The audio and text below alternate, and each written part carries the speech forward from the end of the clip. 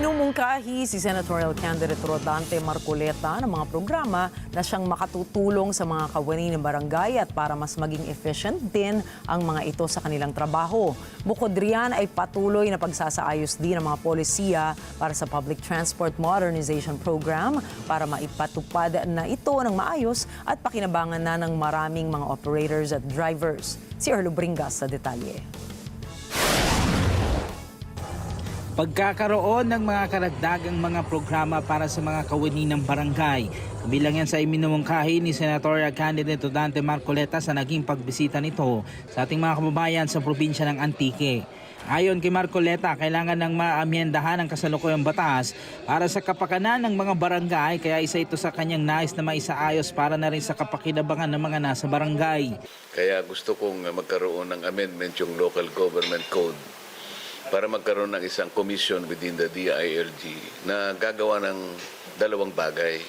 Una, makakalap tayo ng mas maraming pondo para sa mga barangay. Dahil sa ngayon ay nakadepende lang sila sa IRA.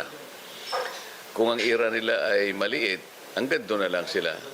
Hirap na hirap. Merong mga barangay na malalaki ang IRA sapagkat may income sila, malaki ang population, maganda yung lugar. Mananatili silang masaya. Pero yung mga maliliit, lalo na yung mga nandun sa 4th class and 5th class municipalities, IRA lang naman ang pinagkukunan nila. Kapag naisaayos sa mga batas na poprotekta at alalay sa mga maituturing na nasa 4th and 5th class barangay, dito mas makakaagapay na ang mga barangay governance sa kanilang mga nasasakupan sa iba't ibang aspeto. Kaya importante magkaroon ng isang komisyon na siyang tututok sa kapakanan ng mga nasa 4th and 5th class municipalities.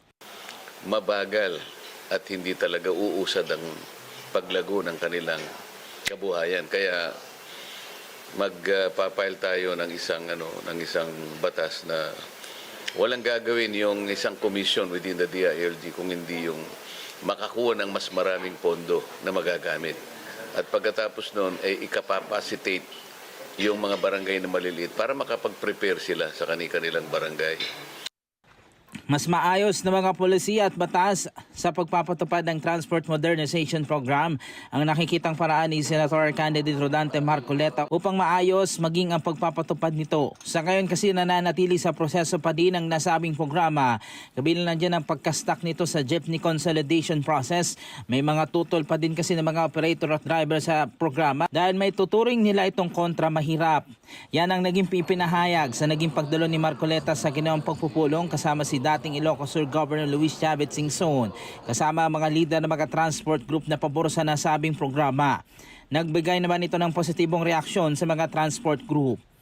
Pati yung public transport sector group, pati accessibility, pati connectivity, hindi kayo pero tayo po, kagaya ng nalalaman ninyo, pag tama po, ilalaban natin. Suportado din ng transport group ang nais ni Marcoleta maging ng grupo ni Singson at inaasahang makakatulong ito sa mga operator at driver. When it comes to the transportation group, syempre gusto natin na yung modernization ay maayos and ma-unify po lahat ng mga transport group. Erdo Bringas para sa Mata ng Agila, matatag, matapang, matapat.